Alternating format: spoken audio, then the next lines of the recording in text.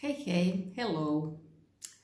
Ako imaš previše odgovornosti na leđima i sve odluke u vezi donosiš sama, ako imaš osjećaj da svog dragog stalno vučeš za ručicu i stalno si bijesna na tu njegovu pasivnost i ako umjesto toga želiš da tvoj muškarac počne donositi odluke, da se pokrene, ako želiš da te dragi iznenadi s nekim plesom, večerom, putovanjem, ako želiš biti opet ona zabavna, nasmijana, kakva si nekad bila, onda svakako pogledaj ovaj video do kraja, jer znam da će ti promijeniti tvoj ljubavni život.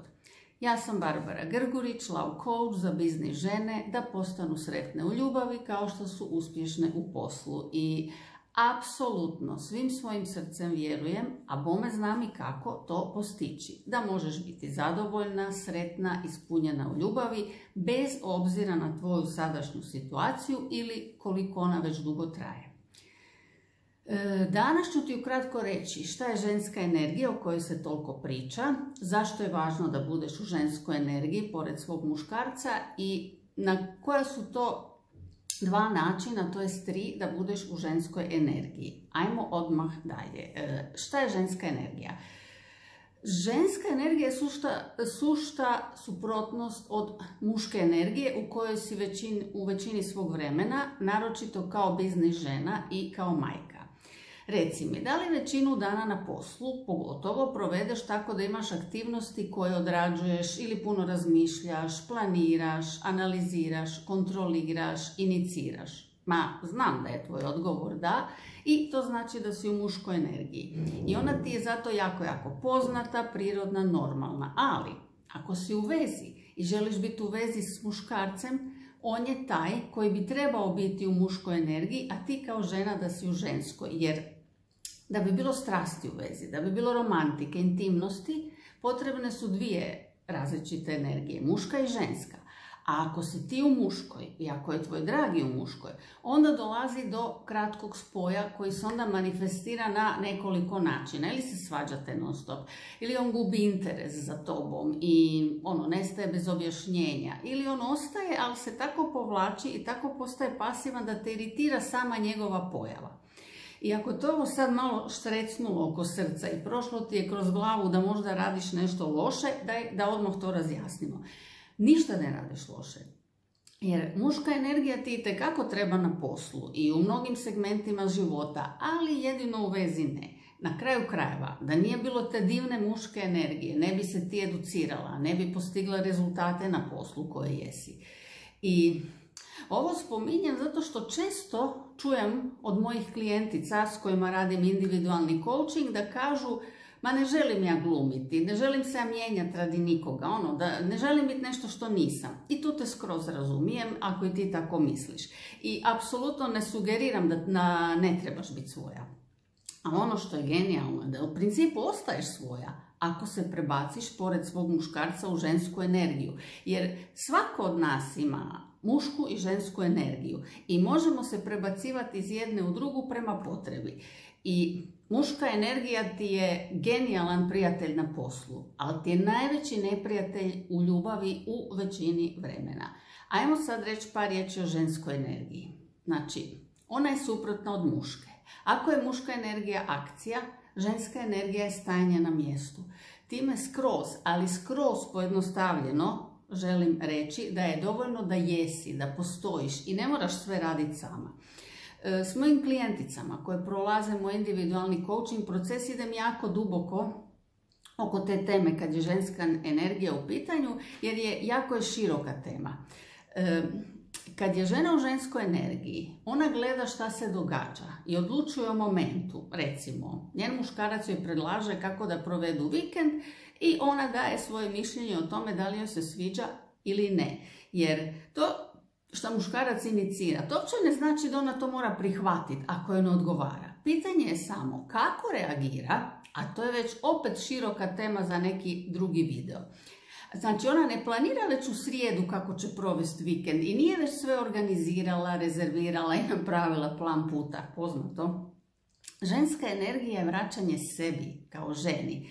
I kad budeš češće u ženskoj energiji, garantiram ti da ćeš osjetiti kako ti to jako paše. Recimo, u ženskoj energiji si kad slušaš muziku, kad plešeš, kad uživaš u toploj kupki, kad zaboraviš na sve, kad si na masaži, kad gledaš film, isključiš se od cijelog svijeta. Jer današnji način života full favorizira mušku energiju. Daj, radi više, grabi. I kad god nema raznovrsnosti, nema balansa, to je kao da jedeš samo rižu pa dobiješ beri.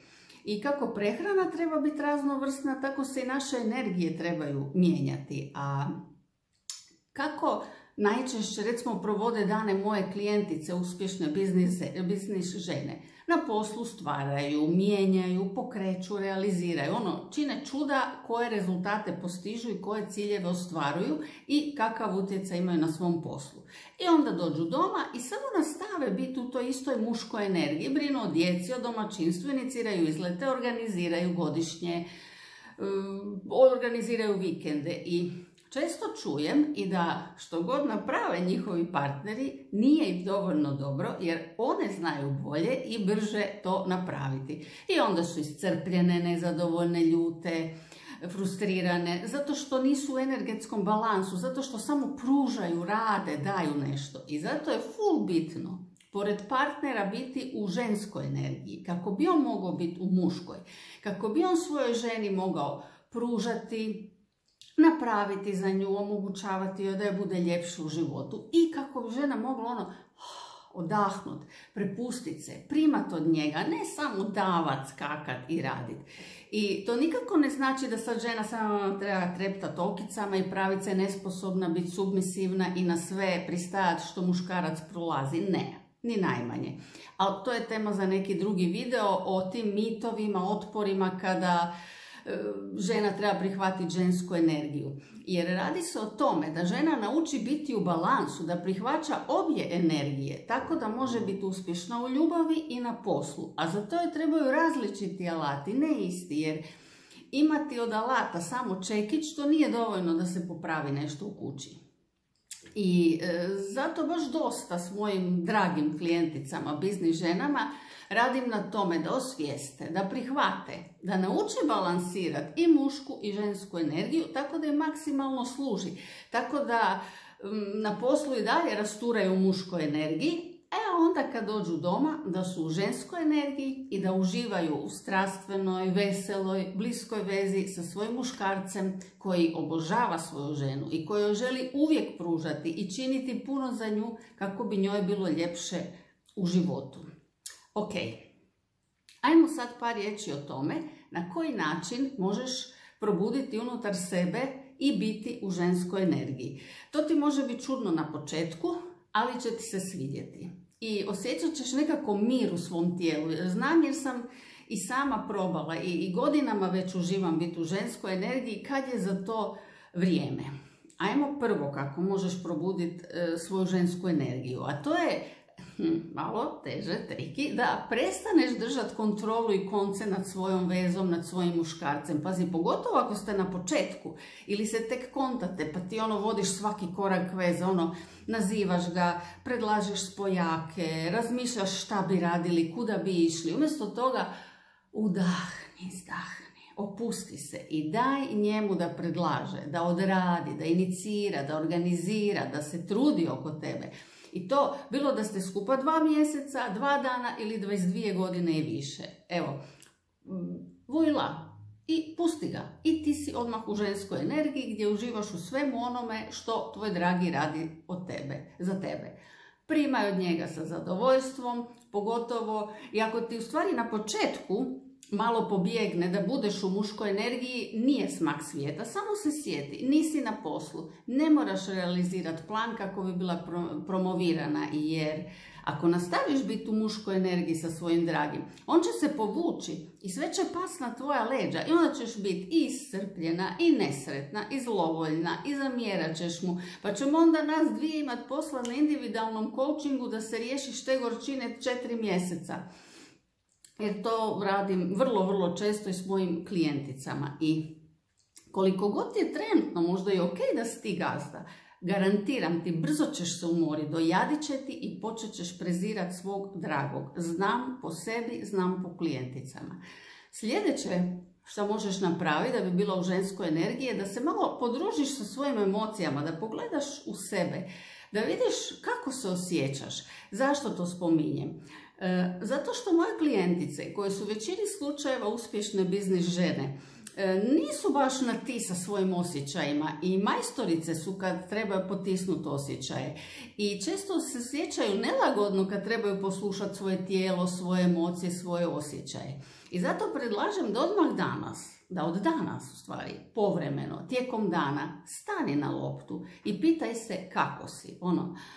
Udahni, izdahni i pitaj se kako se ja osjećam. I samo gledaj kako će ti tvoje tijelo, ali od vrata na dolje, dati signal kako se osjećaš, jer od vrata na dole je ženska energija.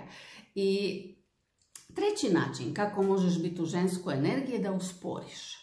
Jer biznis žena je brza žena, pored nje Speedy Gonzalez je spor.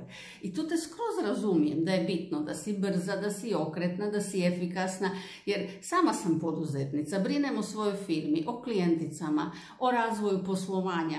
I često mislim brzinom munje, radim 3 stvari odjednom, jer brzina je nama bitna.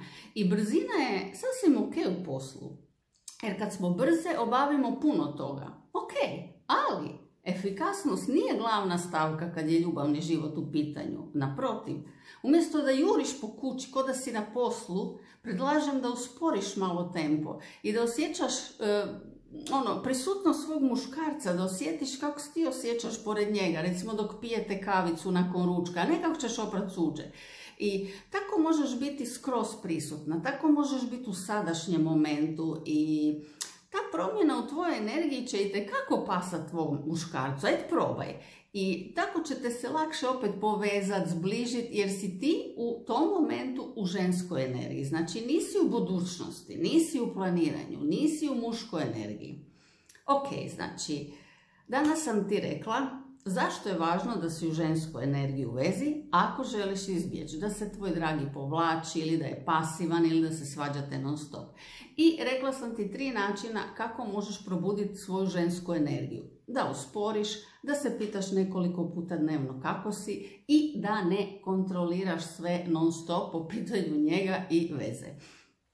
Ženska energija u vezi je toliko važna da ovo što sam ti danas rekla je samo vrh sante leda. I ako te ovaj video dirnuo u srce i sad osjećaš da je vrijeme da riješiš svoje ljubavne izazove, onda te pozivam da rezerviraš jedan termin za info razgovor sa mnom. Jer, kako sam već rekla, moja strast je pomagati biznis ženama da budu sretne i uspješne u ljubavi, isto kako su uspješne u svom poslu. I zato klikni na link ispod ovog posta, odgovori na par jednostavnih pitanja koja će ti se otvoriti kad klikneš link, jer tako ću te ja bolje upoznat ću bolje tvoju situaciju i tako ću se maksimalno pripremiti za naš razgovor. I rezerviraj svoj termin za free info razgovor. A ja se sad već veselim jer ćemo popričati i vidjet ćemo na koji način te ja mogu podržati da ostvariš svoje genijalne rezultate u ljubavi i to dok si i dalje uspješna biznis žena. Hvala ti na vremenu, hvala te jer si pomno slušala ovaj video i veselim se pozitivnim promjenama koje ti slijede.